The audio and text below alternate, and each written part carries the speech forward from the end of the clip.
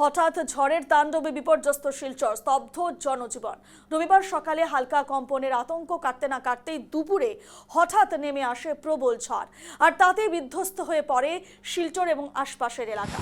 ঝড়ের দাপটে শহর ও সংলগ্ন বিভিন্ন এলাকায় একাধিক বড় গাছ উপড়ে পড়ে ব্যাপক ক্ষয়ক্ষতি হয়। একাধিক প্রধান সড়কে যান চলাচল সম্পূর্ণরূপে বন্ধ হয়ে পড়ে। শিলচর সার্কিট হাউস রোডে এক প্রকাণ্ড গাছ ভেঙে পড়েছে দুটি গাড়ির ওপর, ফলে ওই রাস্তায় দীর্ঘ সময় ধরে যান চলাচল বন্ধ থাকে। একইভাবে জেলা আয়ুক্তের কার্যালয় অর্থাৎ জেলা শাসকের কার্যালয়ের ডাকবাংলা রোডের খ্রিস্টান লাইব্রেরির সামনে একটি বিশাল বটগাছ উপড়ে পড়ে একটি স্কুটিকে ক্ষতিগ্রস্ত করে। এদিকে আকস্মিক ঝড় বৃষ্টিতে কাছাড়ের কালাইন এলাকায় ব্যাপক ক্ষতি হয়েছে। ঝড়ের তাণ্ডবে মুহূর্তের মধ্যে একেবারে লণ্ডভণ্ড হয়ে গেছে এলাকার একাধিক গ্রাম।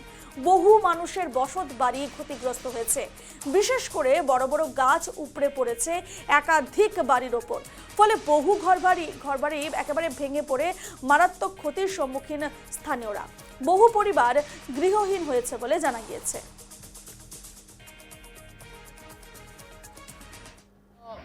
ঝড় তুফানের কারণে আমরা সম্পূর্ণ খাটিগোলা এলাকার বাসী বহুত কিছু অনেক গাছগুলা ভাঙ্গিয়া রাস্তাঘাটের অনেক ক্ষতি হয়েছে। মানুষের ঘর বাড়ির উপরে গাছগুলা ভাঙ্গিয়া পড়ে সব কিছু তুসনাস করে আজকে বর্তমানে তিন চার দিন হইবে কারেন্টটা না আসতে পারে। কিন্তু এখন আমরা এই যে ক্ষয়ক্ষতিটা অনেক হয়েছে, ডুমকুর গাঁও, এর বাদে লক্ষ্মীপুর এরিয়া, বাবন গ্রাম, এর বাদে চাঁদপুর এরিয়াতে অনেক ক্ষয়ক্ষতি হয়ে গেছে।